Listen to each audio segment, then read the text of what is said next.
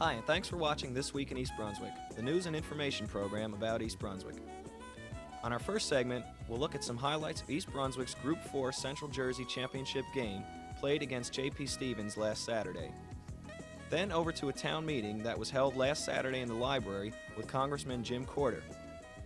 We'll then take a look at a live bird exhibit at the East Brunswick Museum, highlighting the museum's Wildlife in Our Landscape exhibit, now on display through January 12th. On our regular features, Bob Nemser will give part 2 of his advice on buying a camera on Quick Clicks. Health Facts with Ken Shalhoub, with 3 interesting medicine advances. On Consumer Aware, Adrian Eisner will give some tips on TV safety. And our Township Council review of last Monday's meeting. All coming up on This Week in East Brunswick. But first, a quick look at what's on Channel 8 next week. Monday at 10 a.m., it's Look Great, Feel Great and Massage Therapy. At 10:30, Target with Paula Durant. Tuesday at 7:30 p.m., it's Let's Talk Health with Ken Shalhoub, discussing infant apnea with his guests from the St. Peter's Medical Center. At 8 p.m., it's You and Your Money Live. Host Paul Hansen and his returning guest, Steve Philpott, will be taking your call-in questions live on real estate and estate-related subjects. Wednesday at 3, it's Stories from the Library for the kids. At 7:30 p.m., Spotlight on Education. On this show, Dr. Sweeney looks at the partners in the Cultural Arts program with guests Ken Koppel and Lynn Saperstein. At 8 p.m., Target with Paula Durant and this year's Hanukkah and Christmas show. We'll be back Thursday at 7 and 8 p.m. with an all-new This Week in East Brunswick. And be sure to check the Channel 8 program guide for repeats of all of our shows. For the second year in a row, the East Brunswick High School football Bears have had an outstanding season and earned a spot in the Central Jersey Group 4 championship game against J.P. Stevens High School in a rematch of last year's championship game. Channel 8 has been bringing you the coverage of this year's home games, and this past Saturday we traveled to Edison High School for the title game. As usual, the play-by-play was by Channel 8's John Megliaro, with color analysis by Jimmy Allender, and for this game they were joined by former South River High School star athlete Phil Hill. Here we pick up the action in the second quarter with the score tied at 0. Forte trying to get it out in the corner, and he'll do so around the 22-yard line, and Stevens will take over deep in their own territory. So East Brunswick misses a golden opportunity to at least advance the ball even further into Stevens territory. Galasso coming up with that big play. And once again, it's up to the East Brunswick defense to stop J.P. Stevens. Well, they've done the job thus far. All right, Stevens comes out. The ball is marked on their own 26, 1st and 10. It's Thomas with a quarterback sneak. He's up to the 30-yard line. He'll pick up about 4 yards. Yeah, he's been known to use that play occasionally. I think he's given the option to call it when he sees the opening. He will check at the line of scrimmage. Coach Simonelli says he's checked off for 5 touchdowns this year. So Thomas is a thinking quarterback, and he'll make changes at the line based on whatever the defensive formation is. Okay, it's 2nd and 6 for Stevens. Ball is on their own 30. It's Goldstein in motion. Pitch to Booth. Right side, Booth has some running room. Crosses the 35, and he'll be close to a 1st down. We'll see where they mark it. John, on that run, Booth has set his 4th school record for this year. He just broke Nick Sotero's 1978 mark for rushing during the season. That's his 4th record this year. No doubt about his great talent. ball player. Well, Booth picks up the 1st down for Stevens. The ball's at their own 36. We have 9 minutes and 53 seconds to go before half. No score in this game. Thomas fakes to Grubbs, gives to Booth. Outside, Booth is up to the 40. He'll pick up about 3 yards, and the flag is going to be thrown. Whoa. Good Lord, that's going to be called on Vaskowski for taking the swing at the Stevens ball player. You know what, Jim? one thing Coach Tony Simonelli has said about this rivalry with East Brunswick is that it's been a good, clean one.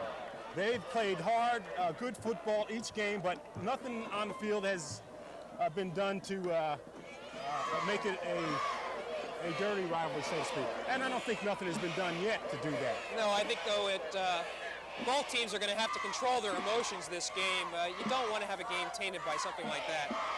Okay, it was a personal foul on East Brunswick, and the ball is moved into East Brunswick territory and placed at their own 45. And this is where Stevens likes to maneuver now. They're in East Brunswick territory. And they'll have a 1st and 10.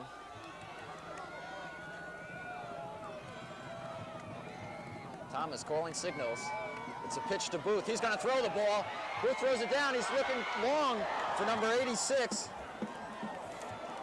And that's Jeff Goldstein. Goldstein was open, and Booth just overthrew him. Goldstein was definitely open. Booth overthrew it right. Yeah, you know, that was disguised very well, too. I thought Booth would take off for sure here, and he simply just outthrew his receiver.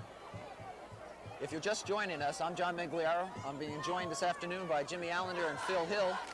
We're at Edison High School, where East Brunswick High School and J.P. Stevens High School are fighting it out for the Central Jersey Group 4 championship. We have 9 minutes and 18 seconds to go before half, and there's no score in this game. Okay, Stevens, 2nd and 10. That was Booth up the middle. The middle of the East Brunswick line is doing the job. Yeah, as they have all year, Phil. You got a good, solid wall up there.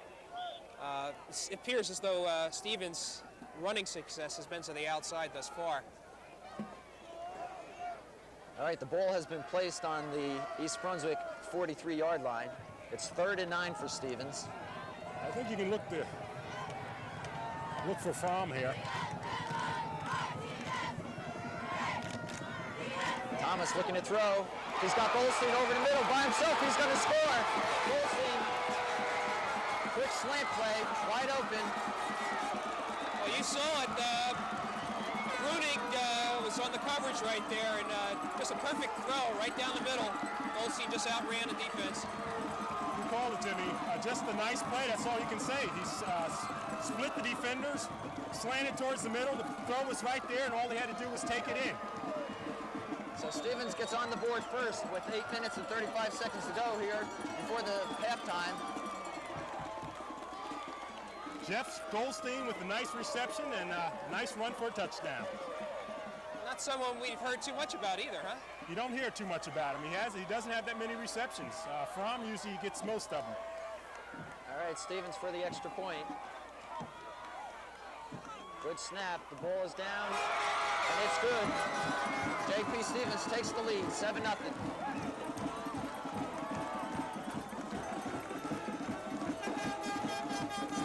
Phil, was it anything that East Brunswick was not ready for in that situation, or it was just a well-executed play? It was a well-executed play. I think most of the people were in position. It was just executed perfectly. East Brunswick, of course, has been keeping their eyes on Grubb in the running game, and I said a pass would be done that time. I thought it would go to Fromm, but it ended up going to Goldstein, and it just worked.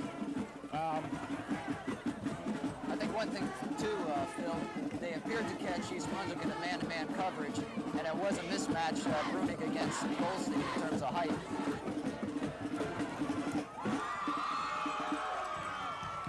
All right, Stevens will be kicking off to East Brunswick. It's been big plays that have hurt East Brunswick this year. You don't grind it out too much and take it in from the one. It's been the big plays that have beat them. Witness Colonia. That's Ken Pruss, who's back deep for East Brunswick. It's going to be a short kick. Wernberg's going to pick it up at his own 11. Breaks through. And Wernberg's got the right sideline. He could go all the way. Andy Wernberg's going to go 89 yards. And he does. Unbelievable. I tell you, John, how many times have you seen that? We saw it last week when Colonia played East Brunswick. Right. Whalen stumbled, fumbled with the ball, then picked it up and broke it. And the same thing has happened here. You can see the East Brunswick crowd. Boy, talk about a timely break, if you will. Just to tie the game. Snap is good. Miller's kick is up, and it's good, and we have a tie ball game, 7-7. Unfortunately, East Brunswick lost the game 19-7. We would like to extend a special thanks to John Megliaro and Jimmy Allender for all the time and effort they have volunteered to bring you the coverage of this year's East Brunswick High School football games. Also this past Saturday, Congressman Jim Corder held a public meeting in the library to inform township residents on issues in Washington and to answer their specific questions. Corder started the meeting explaining the nation's deficit and what Congress is trying to do to relieve it. The deficit has been running at about $200 billion, and it looks like in 1986 it'll be about $200 billion for fiscal 1986. There has been the belief by some members that, if we just sit down and try harder, we'll do it okay. We'll balance the budget. And I've kind of given up on that long ago. I think there's just a tremendous amount of pressure for members to spend money, and not the same constituent pressures not to spend money, believe it or not. And I think one person put it best when he said the average spending bill benefits people by about $50 and costs all Americans about 25 cents. So of those groups, which one are petitioning loudest and hardest? It's those that receive the big benefit rather than those that receive a small increase in their taxes. So there's a bias for spending down there, which is very regrettable, but it's true. I believe, and I think probably a number of others believe as well, perhaps you do, perhaps you don't, that we have to put some teeth in the process. Some things have to be changed, and there's various suggestions. You've probably heard of a couple of them, or maybe more than two. One is having an amendment to the Constitution of the United States, mandating a balanced budget, or mandating a balanced budget over a 3-year period, if you want to take the business cycles into consideration. As you know, the state of New Jersey has that requirement. The Constitution of most states have that requirement. The Constitution of the United States does not, and some members feel that we should have a balanced budget amendment to the Constitution. As a matter of fact, there's been over 35 states whose legislatures have requested a constitutional convention, which would be the first constitutional convention since the very first constitutional convention when they wrote the Constitution, in order to bring up the issue of an amendment to the Constitution. The Senate in Washington, D.C., the United States Senate, passed a vote directing that there be a consideration of the states of an amendment to the Constitution. As you know, if it's done through the congressional process, it has to be ratified by 3/4 of the states. Passed in the Senate by 2/3, the legislation would have to be passed in the House by 2/3. The House brought it up once last year. It was not passed by 2/3. There's an effort again. Another process change to add some teeth in the system is what they call a line item veto. Many of you have probably heard that, and you also know that Tom Kean, the governor of the state of New Jersey, has a line item veto. That means in a very large spending bill, if it has a 15% fat, a governor can cut out the fat and keep the 85% of the program, which is good. Well, in Washington, the president can't do that. We pass a spending bill called appropriations bills, and even though there's some pork in there, which we can also call fat, some pet projects by members of Congress for their congressional district that really don't do any good for the nation as a whole, the President of the United States is left with the regrettable position of accepting it all or not signing it and vetoing it. If he accepts it all, he accepts 15% fat, and if he vetoes it, he's vetoing 85% of what's good. And so very often he doesn't veto it, he accepts it, knowing that it may contain. And also because of that, Congress knows which are the president's very pet projects, and so puts those things that the president feels are extremely important for national security reasons or for general welfare reasons or for emergency reasons in bills that they want passed that they otherwise know the president would veto. So they're almost, when they're sent to the president, they're veto-proof. And without a line item veto, you can't really get to the spending problem. That's a second, a procedural change to add teeth in the budget process. The third is a relatively new one. It was an amendment to a bill in the Senate. Every so often, the Congress has to increase the national debt ceiling to permit the government to continue to borrow at a higher level. That particular bill, as you know, must pass, otherwise all government spending comes to a stop. So a couple of senators, Senators Graham and Rudman, attached a bill to the debt increase bill in the Senate. And the amendment to that basically said that 5 years in a row, the debt has to be reduced for any given year by about $36 billion. And by 1991, we would have a balanced budget. And it was not a type of amendment that could go away or not be voted on because it was attached to increasing the debt ceiling, which we simply had to do. So it was voted on in the Senate. And what it basically said was $36 billion, the deficit for each year should be reduced by $36 billion until 1991, at which time you reach a balanced budget. 50% would come from defense programs and 50% from entitlement programs, and that the Social Security would be exempt. And other types of entitlement or cost of living adjustments could be reduced, but no further than their codes. In other words, there could be no real cuts, but not the cost of living adjustment. If inflation was 3% on a particular program, then the maximum cut could be not giving the 3%, but it couldn't be in real terms. And that's basically an approach that was passed in the Senate by over 70 votes. As a matter of fact, it was a bill that was passed in the Senate and enjoyed the support of people like Phil Graham, of course it was his bill, from Texas, conservative Republican, and Ted Kennedy, a liberal Democrat from Massachusetts. Both voted in favor of it. It went to the House, and we've been kicking it around for about 9 weeks or 10 weeks now.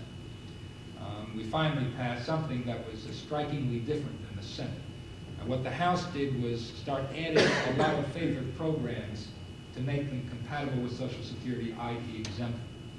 And when, as you exempt more programs, the $36 billion then has to come from a smaller pot. And it was getting smaller and smaller and smaller. And anyway, we did pass something in the House, and then the Senate and the House conferenced and are doing that.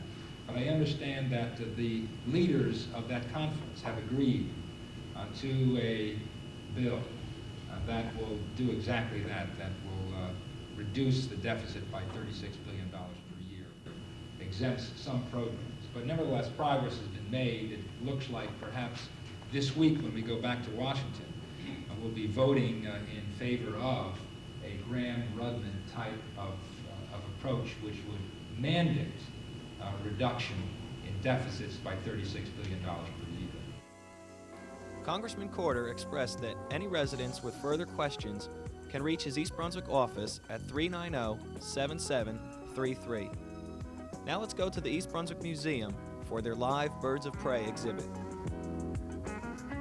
Hawks, owls, and other birds of prey were featured this past Saturday at the East Brunswick Museum. The free presentation was given by Len Sousey of the Raptor Trust, a private, non-profit corporation that specializes in the protection and rehabilitation of injured and orphaned birds of prey. Bringing live birds to the museum adds a special dimension to our wildlife and our landscape exhibit, currently featured at the museum, said Tom Schuster, coordinator of the exhibit. The live birds were featured just this past Saturday, but the rest of the exhibit, which includes stuffed animals and paintings from area artists, can be seen through January 12th on Saturdays and Sundays from 1:30 to 4 p.m., and other times by appointments. Admission is free and group tours are available. For more information, contact Tom Schuster at 390-6982. That's 390-6982.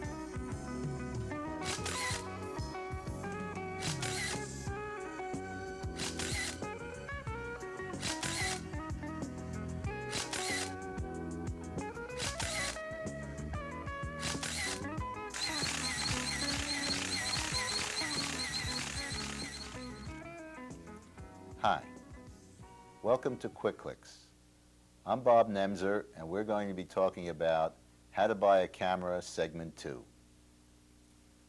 When the salesman first puts the camera in your hands, make sure you understand what each knob, wheel, and lever does before you attempt to use it. And don't force anything. See that everything moves freely without sticking and that the shutter mechanism works perfectly at each speed. If anything sounds wrong, insist on another camera or proof that the sound you heard is normal. Don't take the dealer's word for it that the stiffness or sticking will work its way out in time. A camera is not an automobile motor. No breaking in period is necessary. If it's a second-hand camera, open the back like this and tap it gently over a white piece of paper. If a lot of dust and dirt falls out, don't buy it. It will probably give you trouble. Make sure the lens isn't marred or scratched, and look for any evidence that the camera had been dropped. If it was jarred badly, the lens elements, as well as the rest of the delicate mechanism, may be out of kilter. Such repairs are very costly. Hold the lens up to your ear while slowly changing the f-stops back and forth, one stop at a time. If you hear a gritty or sandy scraping sound, it may be that the camera was exposed to salt water or even dropped in it. Never buy a camera new or old without a warranty, a guarantee, and a money-back trial period. The way to avoid trouble is to deal with a reputable dealer. Have the guarantee and the trial period arrangement written right on the bill. A reputable dealer will do this for you without question. If he argues it isn't necessary or that you should trust him, turn around and get out fast. As soon as you get the camera home, read the directions carefully. Then go through a couple of dry runs before you load the camera. When you start the actual tests, make them complete and write down and record everything you do. If your first test indicates that something is wrong, retest with another roll of film. It may be your fault that something went wrong. Then, if you're sure that something isn't working right, take the film test to the dealer with your camera and have him explain exactly what happened. He'll either explain it, fix it, or replace it. But don't let him double talk you out of getting a camera that works perfectly. Thank you for joining me on Quick Clicks and How to Buy a Camera. I hope that we will help you in your purchase. See you next time.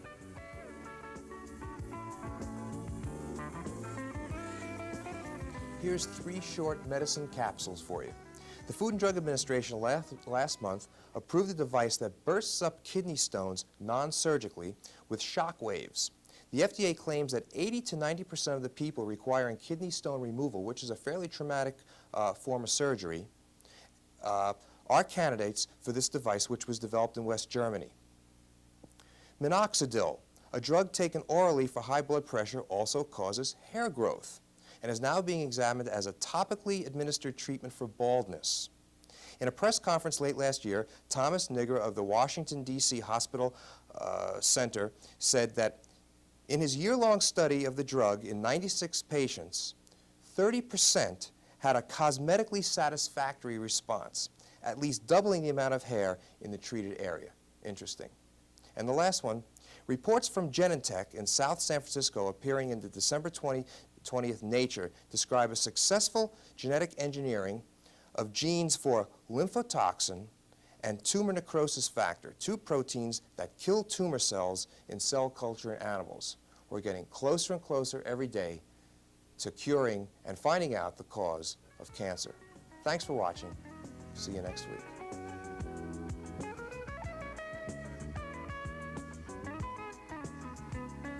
Hello, and welcome to Consumer Aware.